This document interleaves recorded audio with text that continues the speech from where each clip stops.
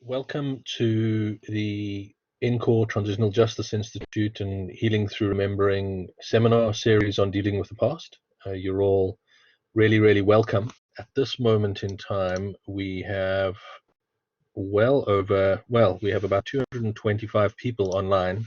Thank you for the great response. Just so that everybody knows, firstly, my name is Brandon Hamber. I'm the John Hume and Tip O'Neill Chair in Peace at Ulster University, so I'll be chairing us today. What we've had to do is turn off everybody's speakers and also their cameras just to deal with the fact that we have so many people online, which is a great it's great that we have that many people online, but it's the best way to handle things. But thanks very much for joining us and for the great response. The aim of this seminar series has really been to widen the debate, particularly about the Stormont House Agreement in Northern Ireland, but also the issues of dealing with the past. And our plan is over the course of the year to have a range of seminars on different topics exploring this issue. We'd originally planned with Healing Through Remembering to do these all as face-to-face seminars, and we had 10 seminars lined up just before the COVID crisis. We've moved it online, as all of you now know, and in fact have had a brilliant response. So we of course miss you in the face-to-face seminars, but I think we have many other people from other places. Feel free in the chat box to say hi if you're from somewhere slightly more exotic. If you wish to say hello, please drop us a line. The seminar today is entitled The Need for a Trauma-Informed Approach to Address the Conflict Legacy, and it will be delivered by Professor Siobhan O'Neill from Ulster University. She's a professor of mental health sciences. So Siobhan, you're very welcome, and we look forward to your seminar. Siobhan will speak for about 30 to 40 minutes. And then we'll take questions, and I'll explain to you how the questions will work at that moment in time. But you're all very welcome. Thanks for being here, and thank you, Siobhan. We look forward to your talk.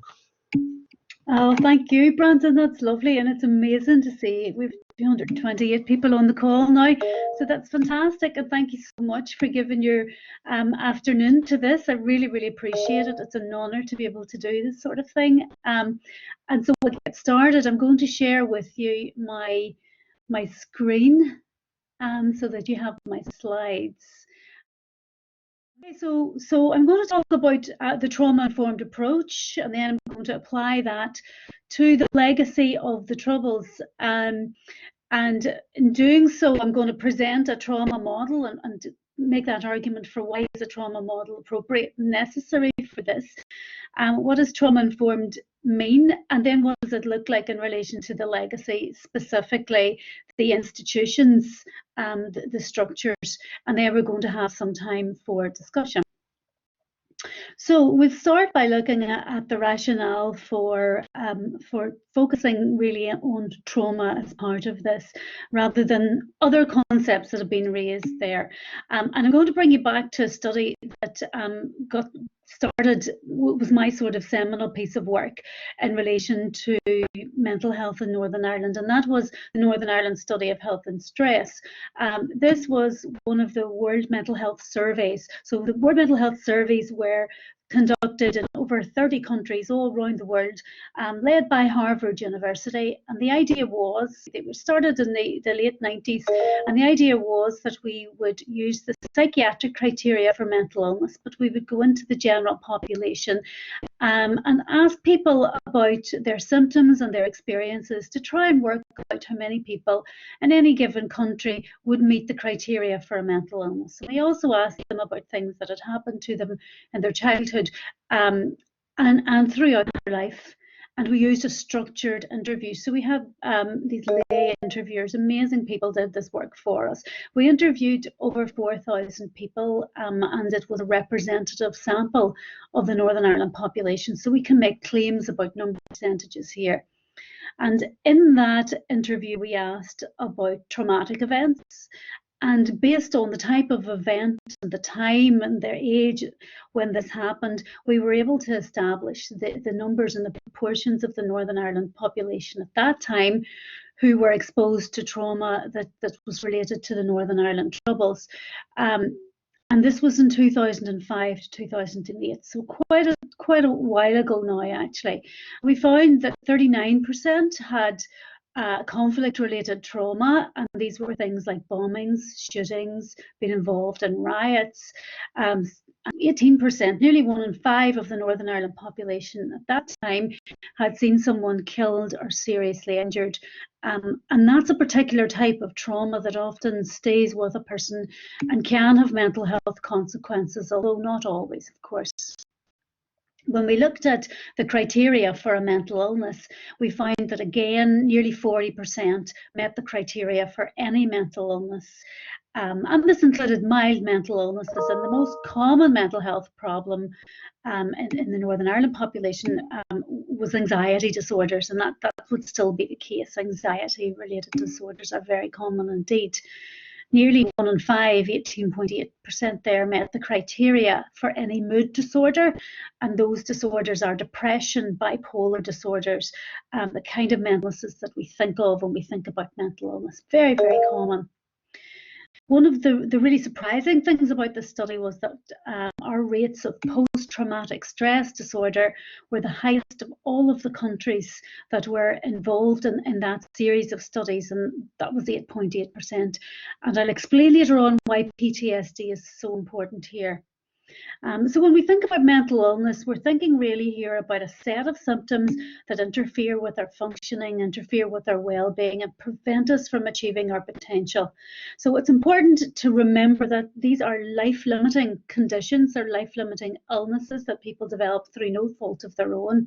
And a lot of them are treatable, but unfortunately in our study very few people had actually come forward and received treatments effective, particularly for those mental illnesses that were relating to the Northern Ireland Troubles.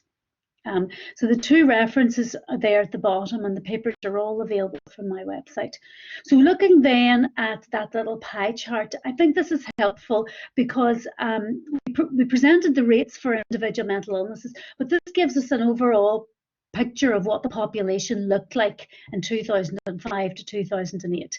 And despite the fact that there was a lot of trauma exposure, 71% of the population, nearly 72% there, had a low risk of developing a mental illness. Now that included people with mild mental illnesses that would have alleviated themselves over time. So that's a good news story, and there is a story of resilience in Northern Ireland, and we know that lots of people who have trauma do not go on to develop mental illness. But unfortunately, we have the gold and the red and orange sections there that represent the proportion who have mental health problems. 14.6% is the general mental illnesses that you will find in any population, and these are people who've had childhood adversities, things that have happened to them in their childhood that increase their risk of mental illness later in life. And you find across the world it's the childhood factors that are most associated with the development of mental illness over time.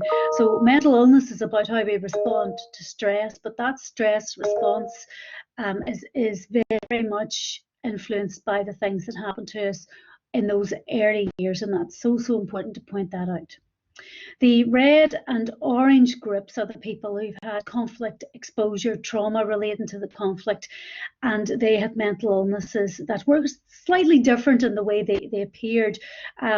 Those red and orange groups, they were characterised by their use of alcohol and other substances. And of course, we know that alcohol was a way that people had of managing the trauma and the stress of the Troubles.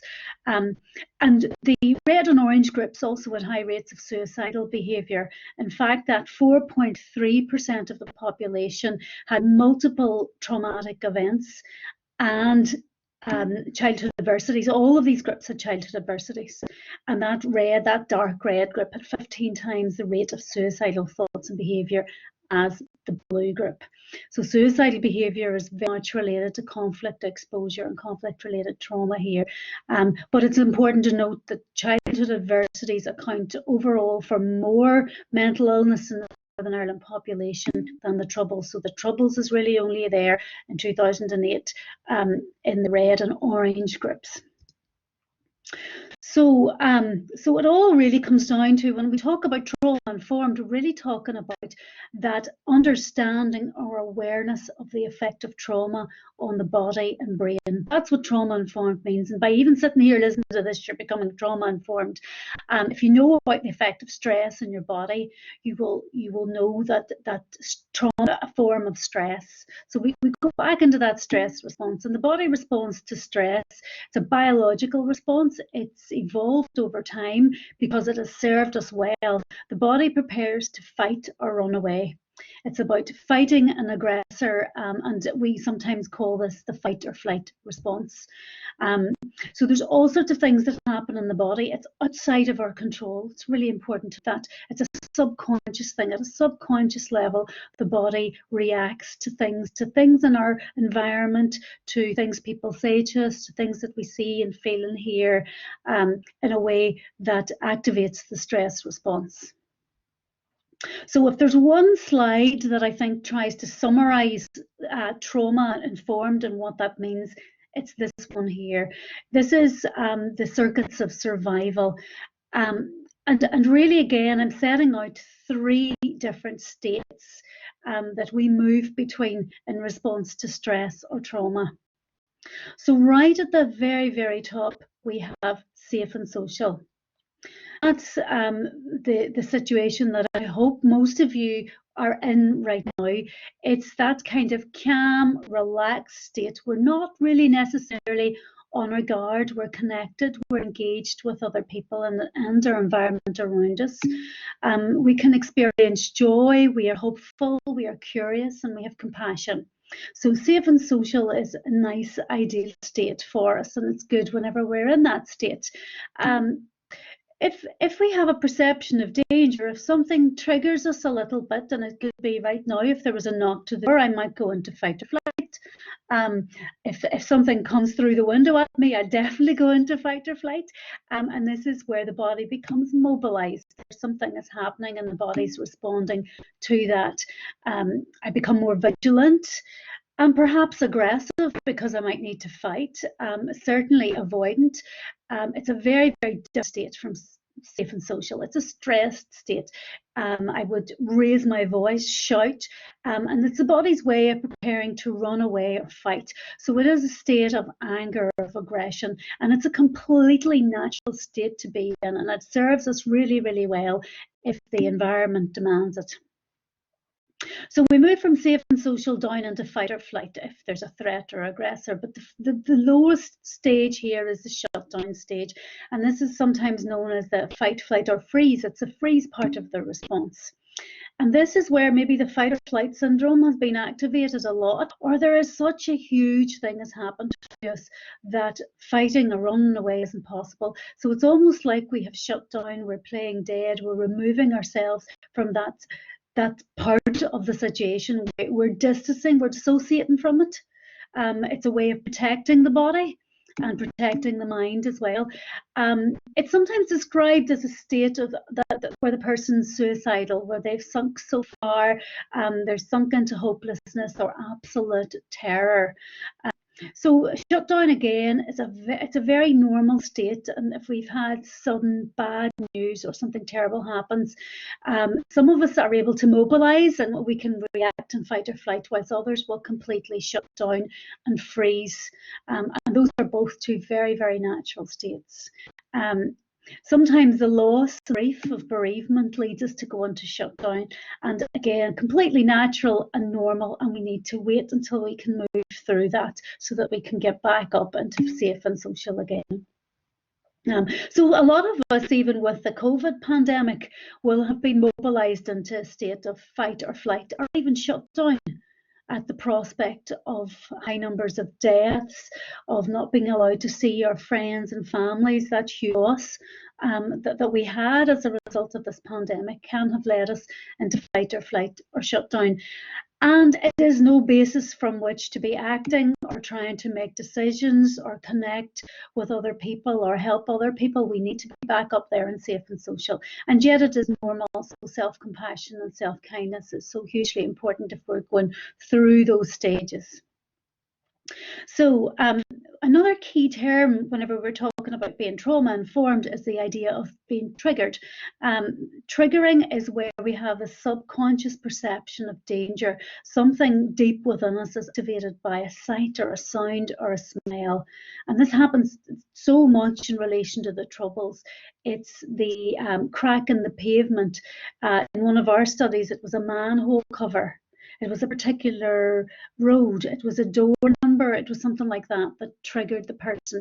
And that can activate that stress response, and it's completely out of that person's control.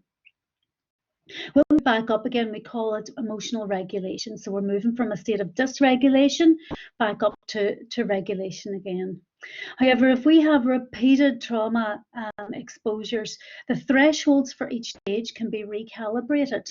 So it's almost like the body and the brain are in a state where it moves into fight or flight much more quickly because there's danger everywhere. Or we're in permanent shutdown because the world is such an awful place, we can't bear to engage with it. So we're stuck in either of these states.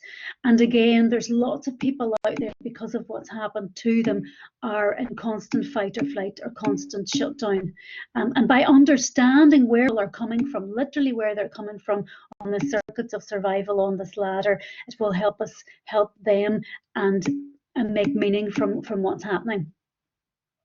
So the next slide is about suicide in Northern Ireland. That's one of my areas of interest. This is a paper that I did along with Rory O'Connor when we looked at suicide in Northern Ireland and suicide prevention research here. And what we're finding is a pattern where trauma exposure is associated with suicidal behaviour in the next generation. And there's intergenerational trauma. And really, when we talk about intergenerational trauma, we're talking about how trauma in a parent is passed on to the next generation, passed on to their children, because of the effects of that trauma on the parent's body and brain, again, through no fault of their own. So it's about parenting practices, and also, really importantly, it's about the legacy of the conflict in its broadest sense: unemployment, deprivation, the widespread use of alcohol and drugs to manage stressful life situations. So all of those come together to lead the suicide rates and rates of mental health problems in the next generation to be high as well. So what does trauma informed mean? Well, at a very basic level, it's using that understanding that we now have of the stress response, and using that and how we engage with people and our understanding of where people are coming from. It's about moving from what is wrong with you. So that's a kind of a very traditional psychiatric approach, where we would say, well, you have depression or you have anxiety. And it's digging beneath the surface. It's asking the question, what has happened to you? Your behaviour is a response to trauma, to things that have happened to you, particularly in your childhood, because the brain's growing at such a rate in childhood that these pathways, these stress response pathways, are being set down at a much faster rate then. And of course, neuroplasticity means it can be changed throughout the lifetime, but particularly in early childhood, if there's trauma, then we can see that the stress response patterns are slightly different, and we need to do a little bit more work with people then in later years. So moving from what is wrong with you to what has happened to you. And once we do that, once we make that shift and understand that all of us are coming from a place of pain and ignorance, every single one of us have had a history. We've had things that have happened that shapes how we behave and how we are right now. And really, that is all trauma informed is. But there are specific sets of practices that go along with this approach that I think are very, very useful whenever we're working it out in practice. So turning to post-traumatic stress disorder and thinking about trauma and mental illness and how trauma can lead to mental illness. PTSD is a unique type of mental illness because it's linked back to a specific trauma. So trauma can influence mental health generally because of the effects of that repeated activation of the stress response and how it changes the way we see the world. But in relation to PTSD, we have the situation where there is a traumatic event, a trauma exposure, and this is a disorder of memory. So in PTSD, the memory isn't set down in the usual way, and the person flashbacks and nightmares that are related to that particular event. So in order to process trauma, to come out the other side in a mentally healthy way, we need to make meaning. We need to understand what happened, how it happened. We need to process that. We need to grieve that if that's a loss. And we need to be able to remember that and integrate it, not forget about it, but remember it in such a way that we can make sense of it, and then function everyday lives and integrate that into our life story. With PTSD, it's not about remembering. The person tries hard not to remember it because it can come back as a flashback. And in a flashback or a nightmare, it is as if that person is going through that traumatic event again. So that fight or flight response is activated. It is as if they are right there. And the toll on the person's physical health is exactly the same as well. So when a trauma leads to flashbacks and nightmares, a person can often then start to engage in avoidance behaviours and numbing of emotional affect. So they change how they feel to try and manage this because it's just so aversive. And the third cluster of symptoms that comes with post-traumatic stress disorder is hypervigilance. And remember in the slide where I talked about that recalibration of the body stress response, hypervigilance is part of that. It's where the person becomes more activated more easily, and triggers are part of that as well. So something will trigger that, and there could be an explosion, and it's totally outside that person's control. It's because of the effect of trauma on their body and brain has really set this in place. So PTSD is a particular set of symptoms, but often people who have had trauma exposures have part of the clusters of symptoms. They don't have to have all three clusters of symptoms, and it's very common that we would have flashbacks and nightmares, or go into avoidance mode, or become more hypervigilant in response to trauma. And the aspects of a trauma that tend to lead to difficulties and mental illness, if you like, are often around the person's understanding of why that happened and their role in it, or bearing witness to another person's suffering and being unable to put that out of their minds, that obtrusive memory, ruminating rather than reflecting, that constant not being able to control that. And this is where we find when we talk to people who've had troubles related traumatic events, that they're often tormented by thoughts of what a person went through, or possibly their role in that person's suffering in some way. And we had a number of perpetrators, people who identified as perpetrators in our study, and they had 100% PTSD. All of them met the criteria for PTSD. So the main point of this section of the little webinar is to get that message across, that a trauma-informed lens changes what you see. So when you see violence and aggression and somebody overreacting to something, we change that. We think, oh, what has triggered that? What is it in the environment that led them to behave like that? Or what has happened to them in their past? It means that this is just so difficult for them right now, and they're behaving in this way. And that often changes what you do about it. When we see withdrawal and disengagement, we might actually wonder, is that person in a freeze response? Have they just been so damaged by everything that has happened that they just can't engage? The word's too unsafe for them to engage in a way right now. And I think it's useful to apply this maybe to a classroom setting where we have a child who just doesn't want to learn. They just walk out. They're just they're in freeze mode. They can't process anything. They're not anywhere near safe and social. So there needs to be some work done there before we can bring them back up again. And the final bit there is substance use. A lot of people use substances, particularly alcohol in Northern Ireland, to manage stress. It's one of the things we're concerned about in COVID. And alcohol is a really, really good way of getting from fight or flight nicely up into safe and social. And again, it's a common experience that people would have. But unfortunately, if someone's using alcohol or drugs all the time to create that effect, then they can very, very quickly become dependent on that substance. And again, that influences how we deal with people who use substances and how we help them and help understand what has happened to them, that they have become hooked on whatever it is they've latched onto as a way of managing trauma in their past. So we're on track, which is really good. So I want to go into more detail now about trauma informed in relation to the legacy of the Troubles, and specifically the structures that are set in place to deal with the legacy of the Troubles. So this is a diagram here from the Stormont House Agreement, and there's three parts of the legacy structures. There's the Historical Investigations Unit, there's the Independent Commission and Information Retrieval, and we have the Oral History Archive. And it's important to say actually that by getting to this place, it's demonstrating that we are trauma informed, that our politicians have been able to negotiate a settlement.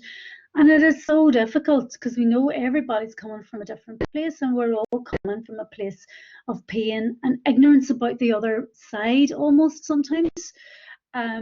So this is remarkable, and this is trauma-informed, just that we're actually doing this and recognising that issues like truth and justice all influence our meaning-making process, all influence our understanding of what has happened, and these are all required if there's any chance that we might be able to move on and come out the other side. And maintain the peace. So what we have there is a remarkable agreement that shows trauma-informed practice and action. However, there's a few issues in relation to the outworkings of this and what it's going to look like that we need to be aware of course. I worked with Professor Hamber on a response to the legacy, to the consultation on addressing the legacy of the past. And hope you'll get an opportunity to see that response. And that's really sparked this, because it was amazing to work with Brandon and see his experiences in other countries and how they've managed all of this, and then to apply what I know about mental health in Northern Ireland to this as well. So all of what you're seeing now in this section is written out within that. First challenge that we have in relation to the legacy structures, I think, is how we define victimhood. And this is a very old argument for Northern Ireland. There's a hierarchy of victimhood, and for many people there always will be, and that's their perspective because of the trauma that they've been through. So in the structures, we have very clearly different definitions of victimhood. If you've lost a relative, it's worthy of investigation and truth recovery. If you've been tortured or disabled, you're going to get acknowledgement and storytelling.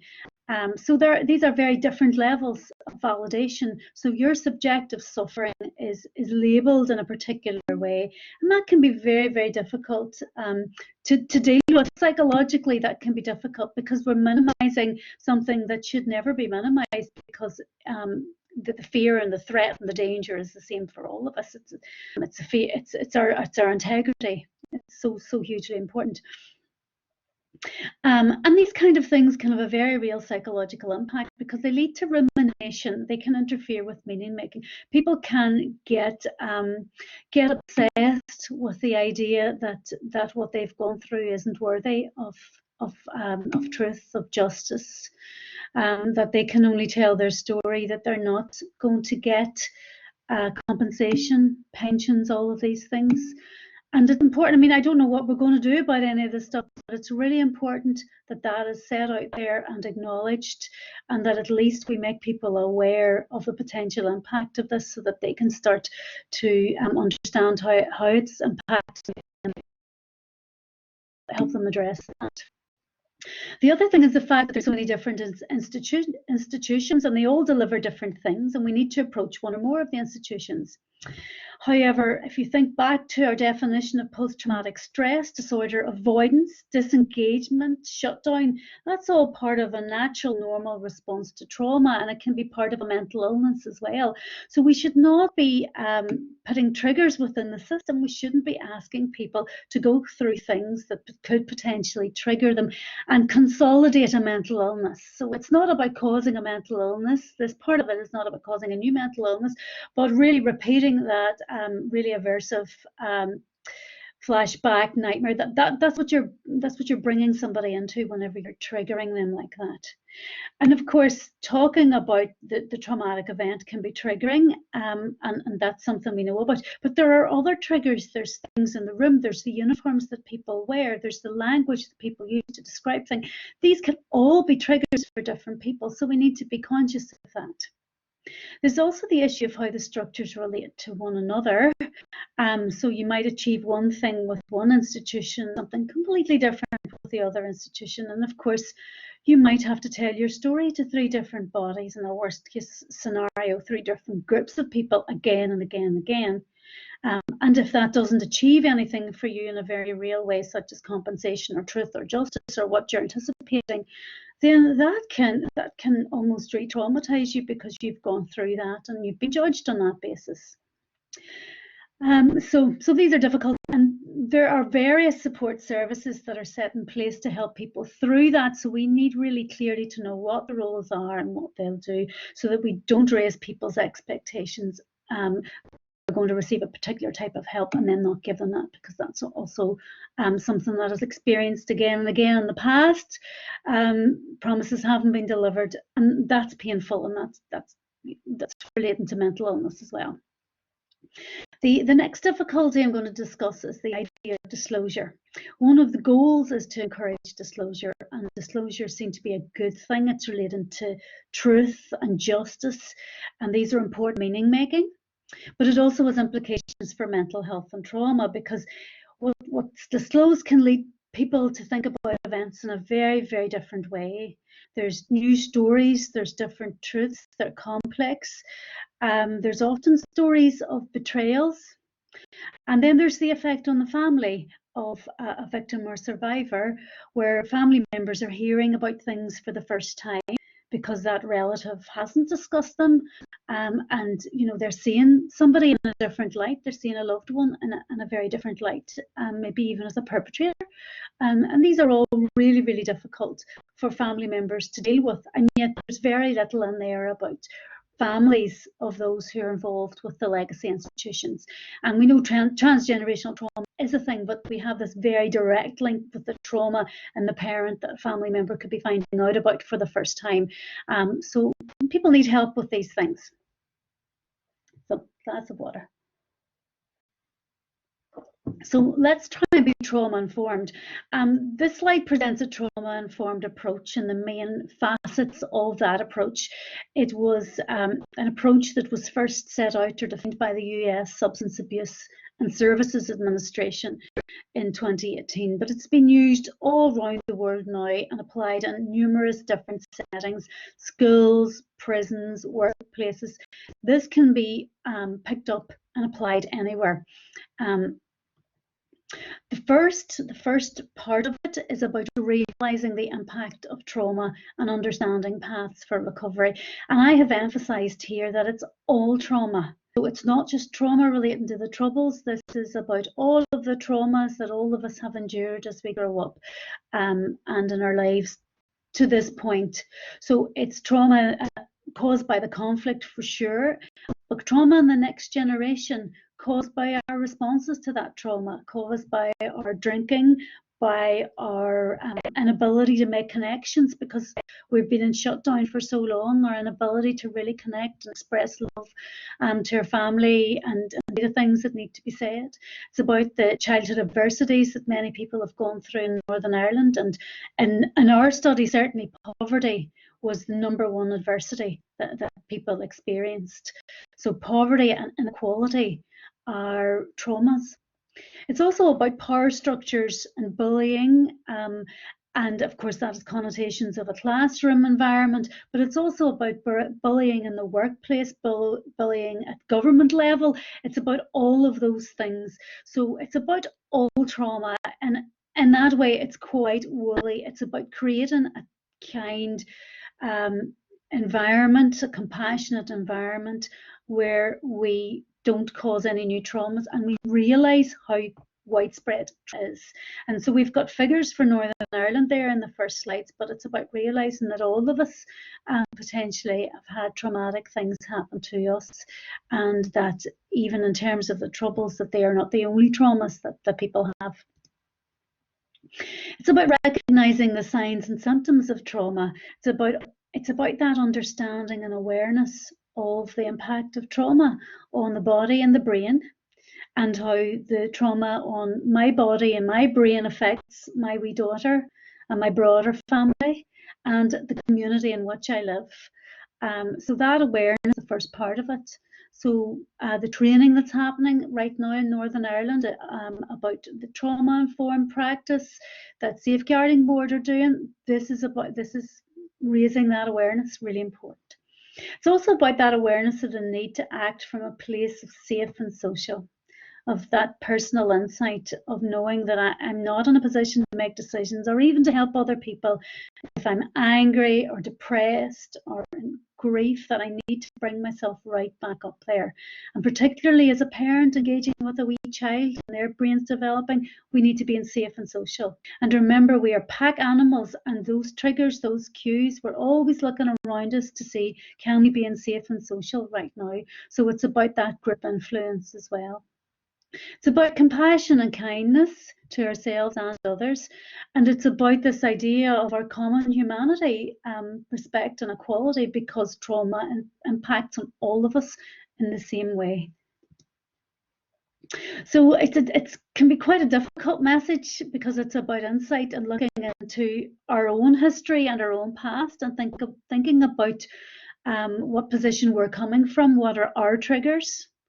And that self-awareness is really, really important. But then that must come along with self-compassion too. So we can look back at things that we've said and done and be very, very harsh on ourselves. And that's not helpful. We're traumatizing ourselves with our self-talk there. So we need to have that insight and that self-awareness so that we can be kind to ourselves too. So the response that SAMHSA set out is about integrating knowledge about trauma into policies, procedures and practices. And this is where we kind of get down to the nitty-gritty about recommendations for the structures, because it's all very well and good talking in abstract terms about our common humanity and our need for reflection and insight and all of that. But what do we actually do in practice? What can we do on the ground? The first one there is about awareness raising and screening. And that's not about asking people to talk about their trauma, but to talk about the effects of trauma. Has something happened to you that made you feel like this? So it's really about looking at feelings rather than what has happened to you. I get really uncomfortable at when we put out that message about we need to understand what's happened to people and we need to ask them what's happened to them. Actually, sometimes we don't need to ask them what's happened to them. That's not helpful. We just need to understand how they're feeling so that we can help them through that. The next bit is about evidence-based treatment. There's a lot of counselling practices that might actually be damaging because they make people go into that traumatic experience too early. The treatments for PTSD involve those memories and working with those memories and essentially reprogramming those memories. It does require a lot of trust to come to that point, and alternative and complementary therapies can be really, really useful in moving the body back up to safe and social, so the person's in a position to control how they remember what has happened to them and reflect on that. But ultimately, in order to treat the trauma-related mental illness, we're talking about things like trauma-focused cognitive therapy and the therapies that are recommended by the National Institute of Health and Care Excellence. Support is absolutely hugely important here, and that's about, and different from treatment, this is about having somebody who is on your side, who's walking you through that process, having a structure built around you that supports you literally and metaphorically in navigating the structures and working out what happens next, and protects you from some of those potentially re-traumatizing aspects of the process. And then independent assay, because when people are traumatized, when they're not in safe and social, when they're a lot of the time in fight, flight or freeze, they're not in a position to make decisions that will serve them really well, and sometimes they're not in the best position to articulate what's going on for them. So we do need that independent advocacy, and that's where having mental health specialists to talk about this stuff becomes really important, and other advocates to work with victims and survivors groups. It's really important that this whole system resists re-traumatization. So that awareness of the effects of triggers and the idea that new information may interfere with meaning making. So how do we manage that information? If we know that somebody's triggered by a particular thing, we need to avoid that. But we need to avoid common triggers that we know large groups of people who've been affected by the Troubles have. We need to ensure that our systems don't re-traumatize. So we need to look at the way that people have appointments, the language that we use, the paperwork that we make people go through, the way they communicate, the buildings, the environment, everything is part of that. And then finally, we need to care for staff who are bearing witness to others' trauma.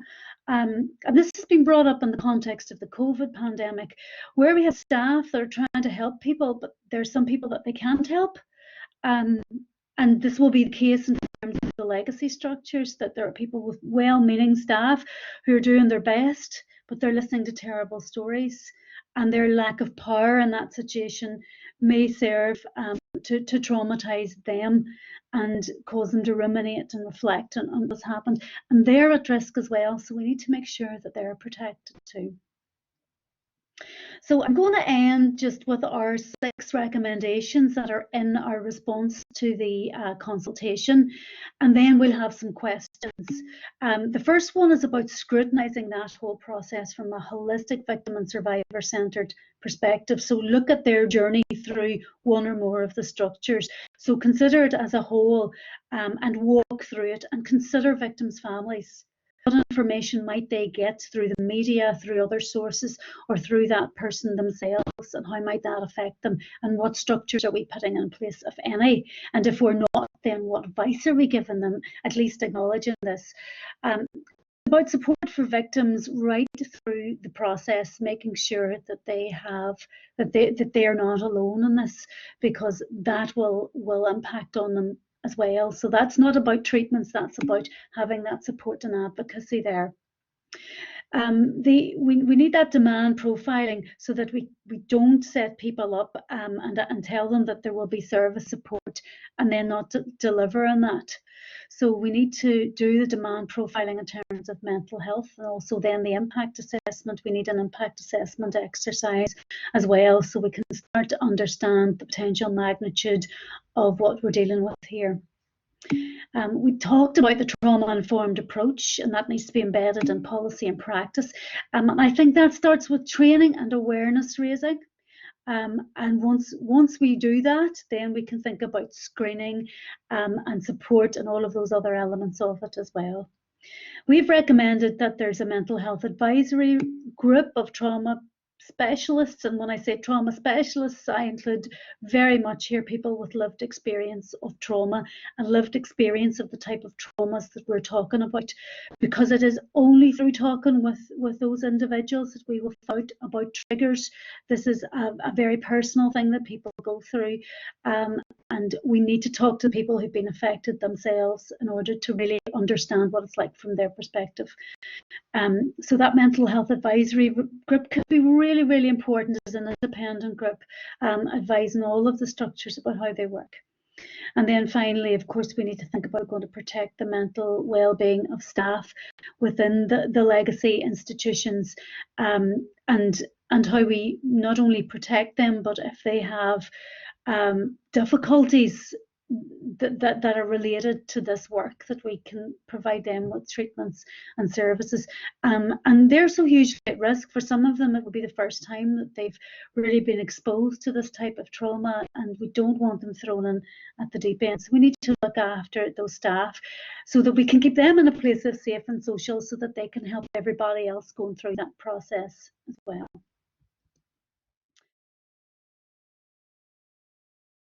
Even at the moment, there's about 230 people online. The easiest way to try and address the questions is if people could put their questions into the chat box. Christelle Palacios is one of the PhD students here at the university, or PhD researchers. She asked, could you speak a little bit more to the collective impact of trauma in Northern Ireland? So if individuals are hypervigilant and triggered, how does this manifest in the society overall? That's a really good question. I think we have communities that are affected, and people define their community in lots of different ways. But we have groups of people who've been through shared experiences and will have particular types of triggers. And so that's a collective trauma.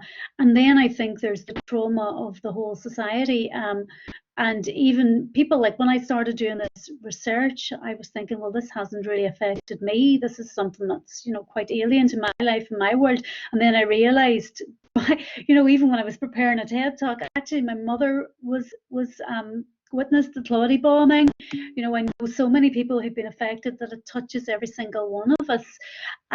So that collective trauma certainly is there. And we're all members, we're all individuals, but we're members of different groups that have been affected in different ways. And we can capitalize on that, and we know we're actually very resilient actually as a society too. And one of our studies showed that young people, our students who've had no adversity, actually have a moderate risk of mental illness. It's people with adversities kind of builds resilience. So it's not necessarily a wholly negative story, but we've been collectively traumatized, and our parents have been collectively traumatized, and it's about trying not then, once we have an awareness of it, we then can start to take steps to change things for future generations. There was actually a question related to what you mentioned there, and I can't remember. I cut it out, so I can't remember exactly who said it, but it sort of follows from what you said. So is there such a thing as trauma for a society as a whole, collective trauma in psychology? And you did start to get to this, and if there is, then how do we start to treat that kind of trauma?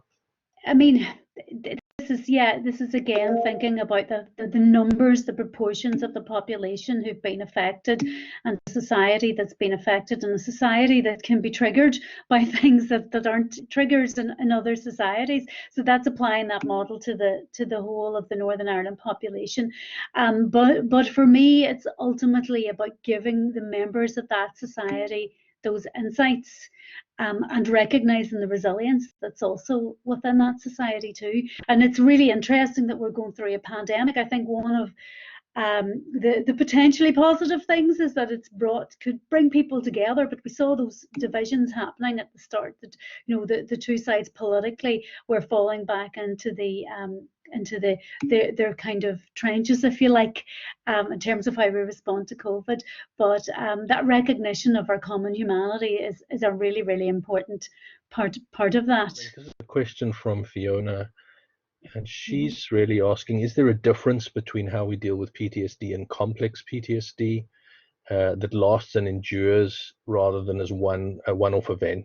And maybe, I know you mentioned a bit, but I'll just add to that, knowing your work a bit, you could maybe add the transgenerational aspect to that. Yeah, well, complex PTSD is it's a specific diagnostic category, and there's ways of measuring that, and it comes with additional symptoms that people might have. I mean, I presented a very kind of clear set of symptoms for PTSD, but of course when someone has all of those symptoms, they're going to be doing other things or will affect them in other ways. So we find PTSD often happens along with depression, and depending on what culture you're in, substance use can be a part of that as well, because you have to manage what's happening to you in some way. And then, of course, there's the effect of PTSD on families. So that hypervigilance can manifest as violence in the home, even. Not always, but sometimes. So if you have a parent who's explosive and reactive, and they live in a culture where physical discipline is the norm, well, then that can lead to violence. And we've seen that in our study. The rates of childhood physical punishment were actually quite high. And that's not to say that you know that everybody who's done that is wrong, but we now know that children who've been exposed to violence as their brains are developing, and it can be really, really harmful and predispose them to mental illness and self-regulation problems later in life. So that's one example of it. But a parent who's drinking is uncontrolled or unpredictable attachment, the relationship between a child and a parent as they're growing up is absolutely hugely important to their mental health. So growing up with a parent who has PTSD, who's doing their best, but can still create problems. And if you've got a community environment where there's a lot of those sorts of problems, and there's also unemployment and deprivation, then of course that increases the risk further. So one of the questions actually was really interesting, was about how this is transformed into a way of helping people who have alcohol and drug problems. Well, what does a trauma-informed approach look like? And once you start understanding alcohol and drug use, problematic alcohol and drug use as a response to trauma, then of course it means that in order to actually help that person, you need to go back and look at what that trauma was, how have they responded to it, and help them make meaning from that and reprogram that if necessary.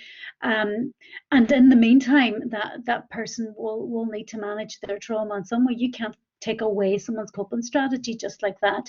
So we're sort of moving down the road of harm minimization rather than abstinence. So rather than saying to somebody who's taking drugs that you've got to stop right now, and we know the physical effects of that can be huge as well, and equally for someone who's using alcohol in a very harmful way, it's about, well, how do we minimize the risk that substance is posing to you and your family, and then help you make meaning from what has happened to you, so that we can start that recovery properly.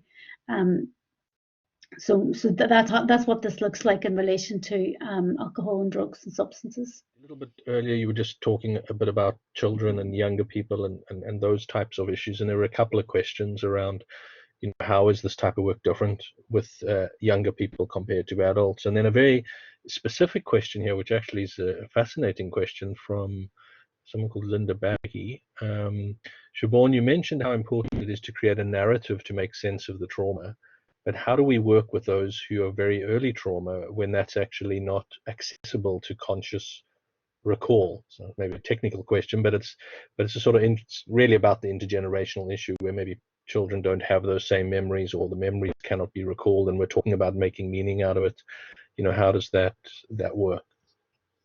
Okay, so taking the second one first, because I've forgotten the first one. So you're going to have to remind me of that one. But thinking about children who've had trauma exposure, and it's often that they've missed out on those key relationships and the features of that early attachment between the caregiver and the child. So in some cases, it's about going back to sensory types of treatment and increasing that so that we get those neural connections. So it can be things like rocking, using motion, movement. Play therapy is very, very useful in helping kids' bodies and brains rewire in a way, and make up for the effects of trauma. So the relationships are crucial, and of course it's about making sure that those relationships are right in terms of the treatment, but also we can go right back to the physiological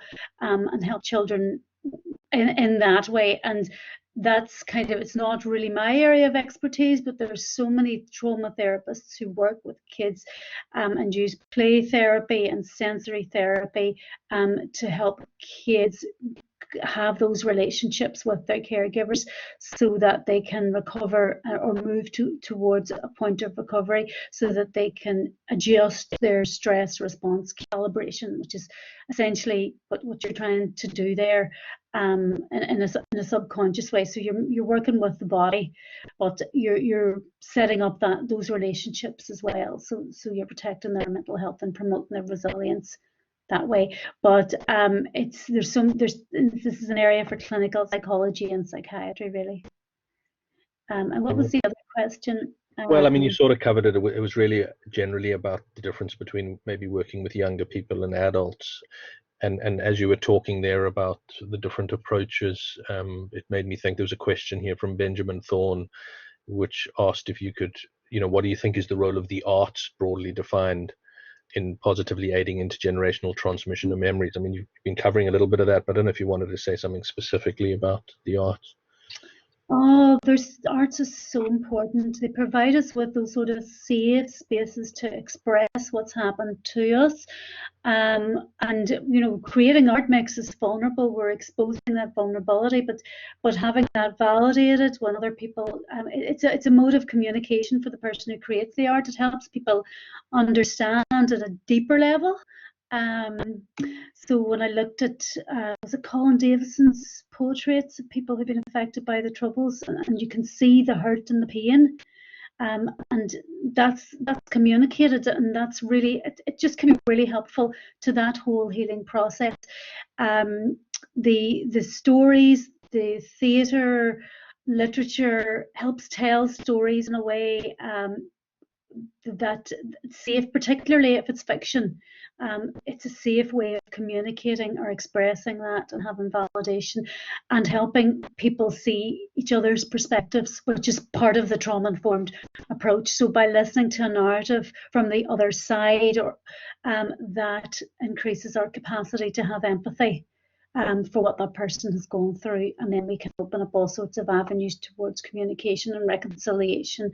That's powerful. So the arts is actually a really, really important part of all of this.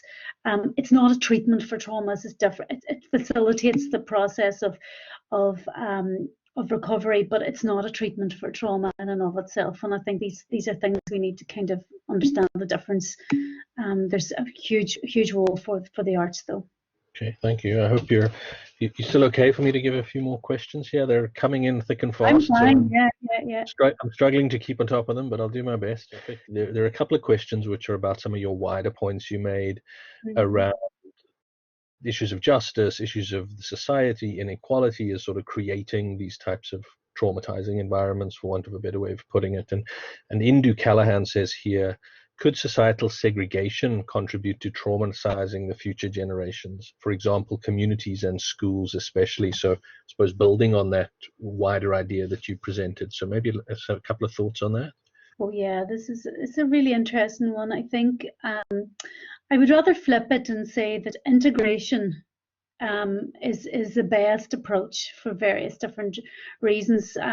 When kids are playing together, they're all the same, and they're then better. It's like if you want to break down the stigma of mental illness, you show people.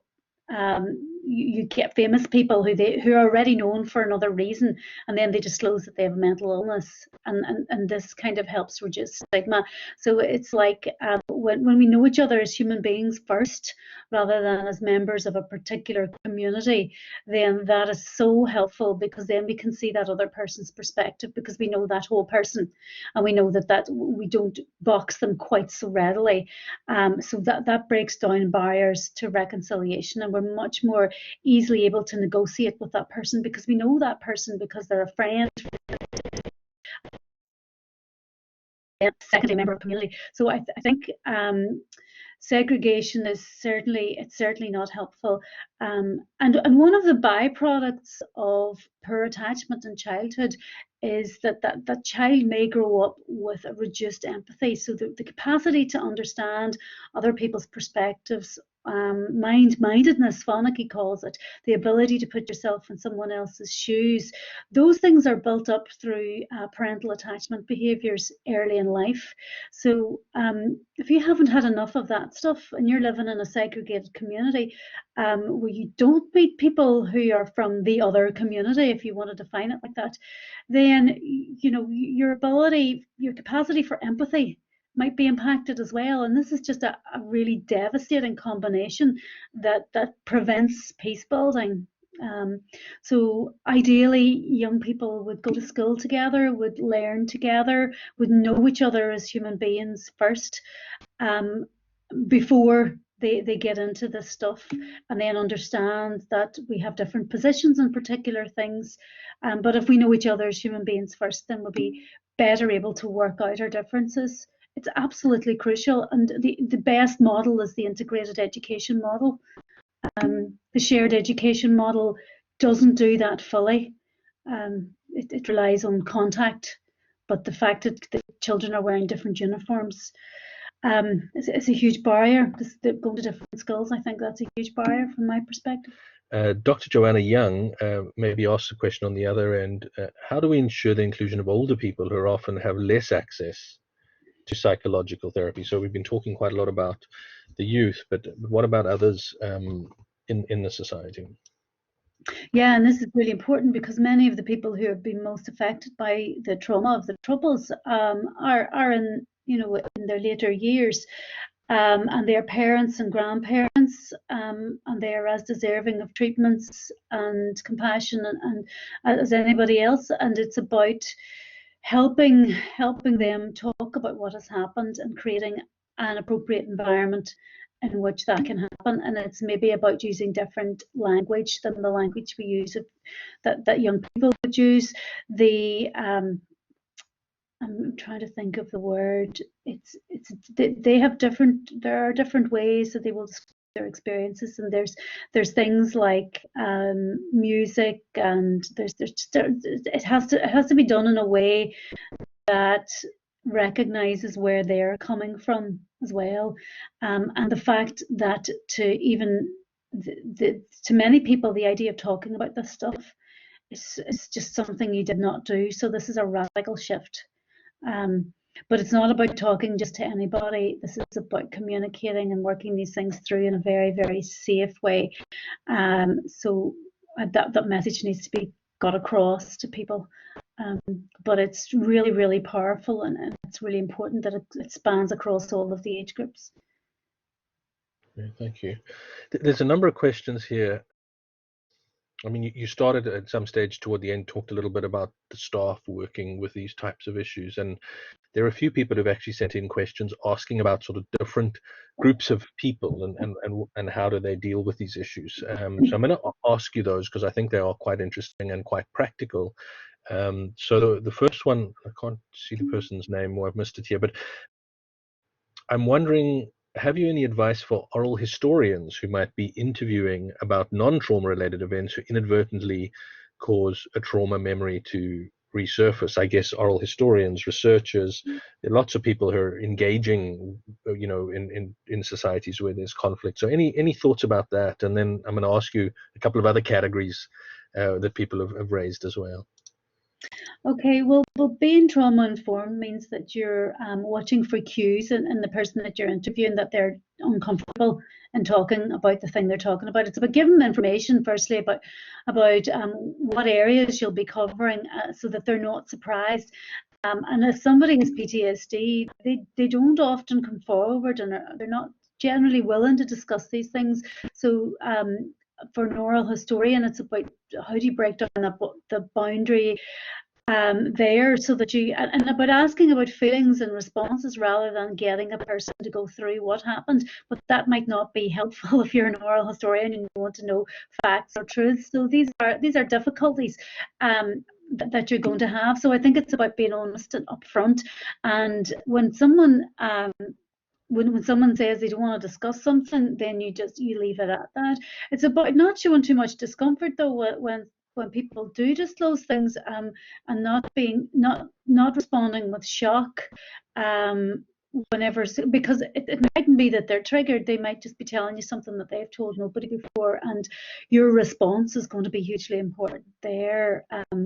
It's also about making sure that the interviewer is in the right place psychologically, that they're essentially safe and social and alert to these sorts of cues so that they're not doing harm, and then that they have appropriate supervision so that if they have any concerns, that they have somebody else that they can go to, and a pathway by which anybody that they're interviewing can seek support or treatment if necessary, and all of those things that mean that you're going to be doing this in an ethical way. So we actually interviewed, Finola Ferry interviewed people with PTSD resulting from the Troubles for one of our studies, and she worked with a psychiatrist to get an understanding of the cues or the signs that somebody might be triggered, and the sorts of questions that you would ask that aren't, that don't make it necessary for the person to go into detail about a particular event that might cause them distress, but also to be comfortable with emotion, normal, natural expressions of emotion, and people crying and things like that, and just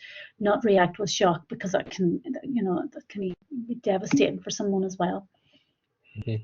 Question. And maybe what you said sort of covers this, but Adriana Riley, who she said she actually worked in the legacy unit of the coroner's service on legacy inquests, and essentially she's written quite a long question. You can maybe look at it, but she is essentially sort of saying, how does this practically apply to institutions, and something like the legacy institutions, where you would need this type of approach, but there aren't budgets or people are not trained to look at these issues. Sort of, where do you start, I guess, is the question. Yeah, well, you've got to do that demand profiling. Incidentally, somebody asked why ACEs, prevention of ACEs, aren't in our recommendations. The recommendations are really only for the legacy structures. Everything about government policy should be about preventing childhood adversities. It's the single most important thing we need to do in all of our policies. But these recommendations that relate to the legacy structure specifically, I think that demand profiling is really hugely important. So you look at what is each group going to do, and think about how many people they're going to engage with, and what is their capacity and resources, and how many services can they provide, and how many people are likely to need. And this is not an easy task, but you've got to start from that place. And if you can't provide adequate support for people, then you've got to really think about, whether or not you're doing harm. So I think that profiling part needs to come first, although it's so essential that these things get moving quickly, because it's part of the peace process and it's part of a collective healing as well. And it's important to be really honest and upfront with the population about what you can deliver and how you can deliver it. And I think actually on the whole, we're having those conversations, and people are disappointed, but it's better that they're disappointed at this stage. They know clearly what's going to happen, rather than raise expectations to have them not met, because that is re-traumatizing, and that's causing new traumas and additional traumas.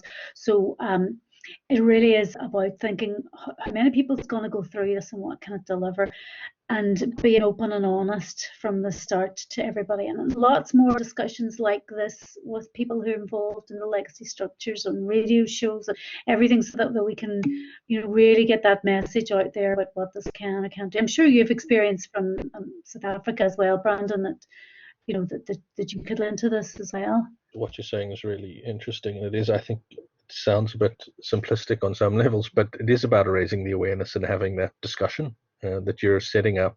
If this infrastructure happens, one setting up a large infrastructure in which lots of people who've had very terrible experiences are going to be going through it, and many of the people working in those institutions, which is the observation you made as well, themselves have also had different types of experiences. And so the first step is saying, yeah, that's actually the reality that we're dealing with. This is not just a technical, rational exercise of how we collect stories, document them, and deal with the past. That it has a sort of human component to it, and the sort of empathy that you were talking about. And other people have raised similar issues, just in different contexts, and I think it's the same issue. So someone called Keith says, he's worked at the prison services, and I see so many inmates with trauma that's never been looked at and has ultimately resulted in behavior leading to incarceration. How does society address these issues? I mean, maybe it's the same answer for you, but you know, a lot of people bringing in different parts of the whole society here to some degree. Can I deal with a couple of questions here that I just think are really interesting? Sure. Sarah has said, so if art is not a treatment for trauma, what is a treatment? And if we exclude drugs, could treatment be a process comprised of different elements in a long-term period? And yes to all of this. Art is one of these things that will promote healing generally, but if you have PTSD, a disorder of memory, and the way that that memory is encoded, that means that it interrupts your consciousness at certain triggers, then this is about reprogramming that memory, and trauma-focused therapy is the therapy that does that. So this is about working out what is that memory, what's the problem with the memory, why is it coming into dreams and nightmares and flashbacks, and then starting to recode that, which will mean getting the person to go through that event in various different ways whilst other things are happening, so that they can go through that event and remain safe and social. So it's quite a specific thing that you're trying to do with a trauma-focused therapy. EMDR is eye movement and desensitization reprocessing, and it's on the same basis. You're reprogramming the brain's response to that trauma in a counselling situation. Art can help get the person into safe and social. Yoga, you mentioned yoga and complementary therapies. All of those things are about sort of manipulating the body right away from fight or flight back up into safe and social, and helping the person trust someone else, and building that. And they're absolutely vital. But you can see the difference there between something that's reprogramming that trauma to really get rid of how that obtrusive memories and help process the memory in a healthy way. And that's slightly different, and it's just rarely going to be achieved. And that's one of the problems with PTSD. It's a disorder that often doesn't go away on its own. It can get better over time, but a lot of the things that people do in response to it are about covering up the symptoms, about taking tablets or alcohol to help them sleep so they don't get flashbacks. Yeah, that's right. So it's a lot of the things. It's about a lot of things that people do. And drugs, I mean, medication for depression will help with that. But if the memory's coming back in there as a flashback, then what we're doing is we're sort of covering it up rather than actually dealing with that problematic memory. You know, so I hope I've tried to explain that, and you know, that's what the problem is. It's about the trigger and the way that the event has been memorized. Yeah, post-traumatic growth is an interesting one. Post-traumatic growth is a relatively new concept, and it's when people say that they're better as a result of what has happened to them. What doesn't kill you makes you stronger. It's Stephen Joseph with that whole idea, and it's absolutely amazing. We see examples of it everywhere. I would just caution a wee bit about that, and as Stephen himself would. There's no requirement to grow. Sometimes the things that have happened to you have been so awful that just being content, being safe and social, being able to function is enough. You don't have to be a better person. You don't have to be a great person because this has happened to you. But you do have to find meaning and a reason for living and a reason for going on. Otherwise, we're into suicide prevention territory. So it's helping people come to a place where they can make meaning from what has happened and live a life that they're content with. And importantly, not do damage to the people that are around them. And that's what people often, whenever they're coming into therapy, that would be their goal, is to just be content and to not affect their family in this way. And often that's enough. But post-traumatic growth is a thing, and it's a whole other seminar maybe, where we talk to people and how do you promote it, how do you facilitate it? Well, the insight, awareness of trauma possibly is the first step on that journey for people. Okay, I mean, I think we're steadily running out of time here. We've got a couple of minutes, and there's still quite a lot of questions, so I don't think we're going to get to them all. There's quite an interesting one right here at the end, which is a difficult one. They want this, Susan McGuire wants to know, oops, my screen just bumped up. Do you think that childhood sexual abuse has increased by the Troubles, and it's related to trauma? She was really observing that we didn't really mention that issue at all. I know that's Yeah, a hard one. obviously, childhood sexual abuse is a significant trauma, and when you think of the damage that that does to a person, so that often people who've been abused are right down and shut down all the time because they're dissociating themselves. They're actually they've had to do that to cope with what has happened because they just can't think about it. Because it's so their stress response has been affected by the abuse. It is really what I'm saying, how they respond under stress. And they can be triggered by anything that might remind them of that sexual abuse.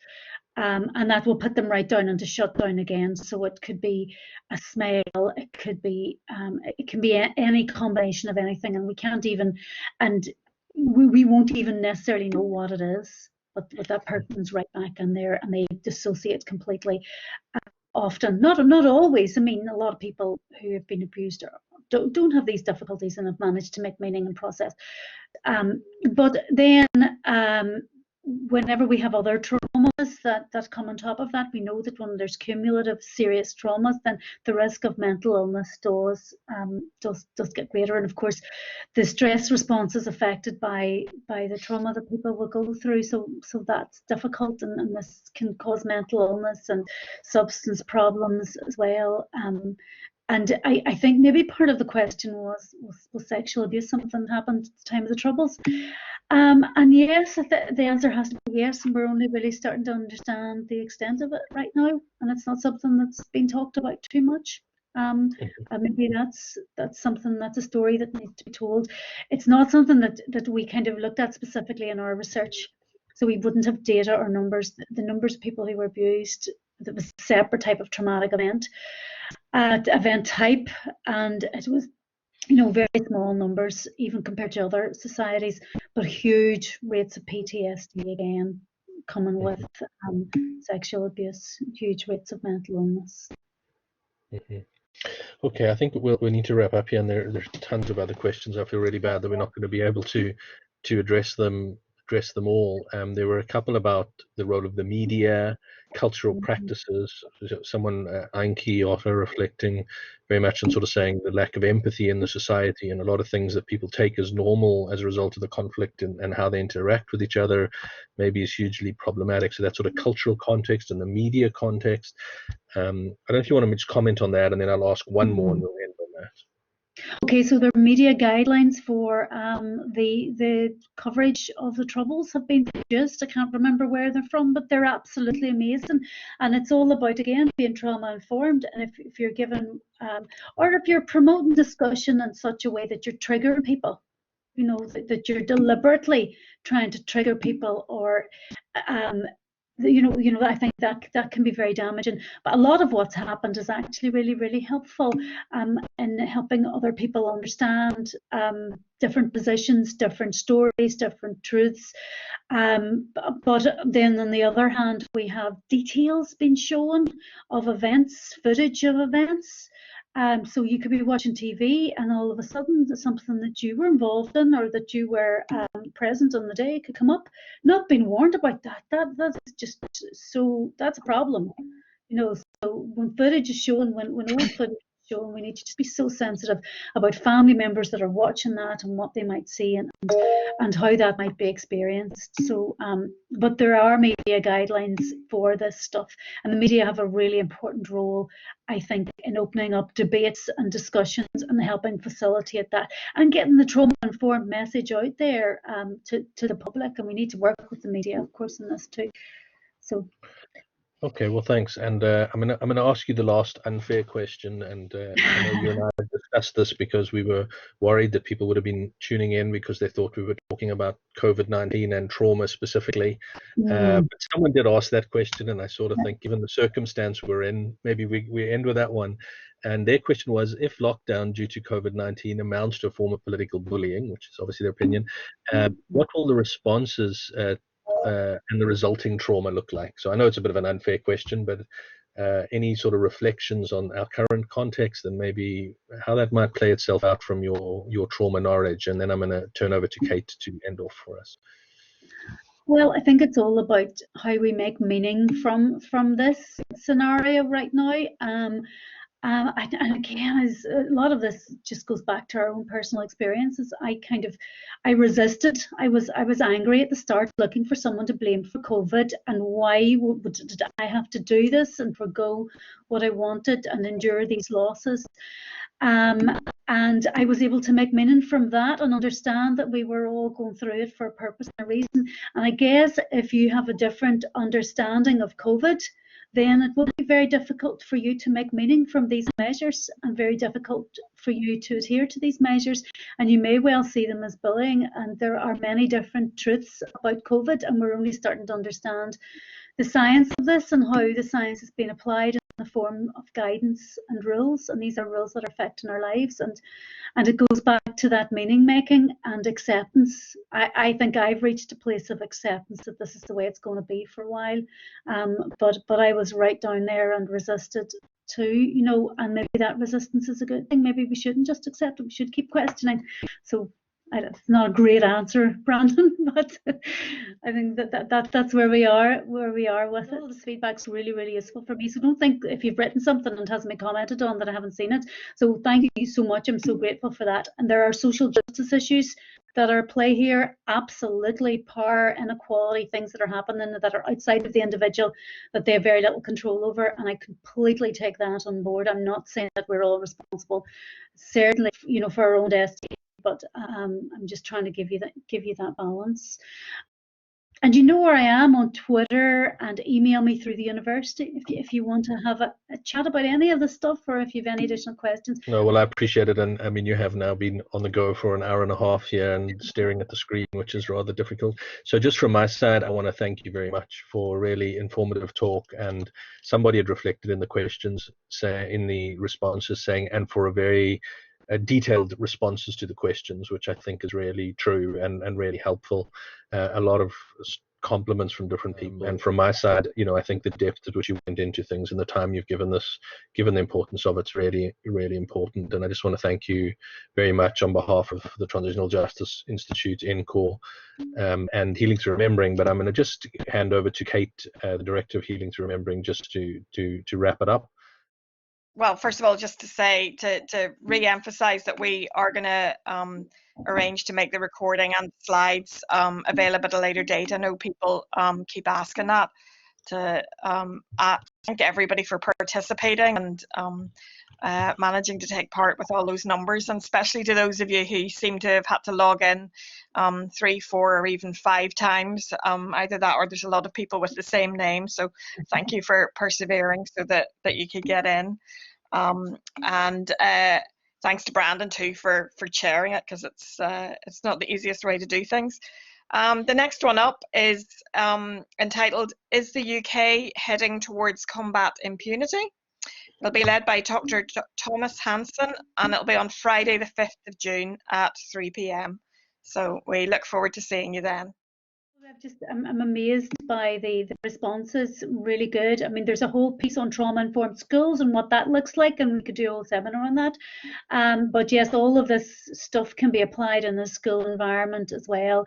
That's really, really important as we focus on the next generation and teach those emotional regulation strategies, and teach kids about safe and social and fight or flight, and help them understand that. I was really 30 by the time all this stuff sussed, and we can do it at an early stage. So the Department for Education are working on this stuff. There's a lot of people who care deeply about what happens to the next generation, and they're on the ball with this too. So be reassured as well.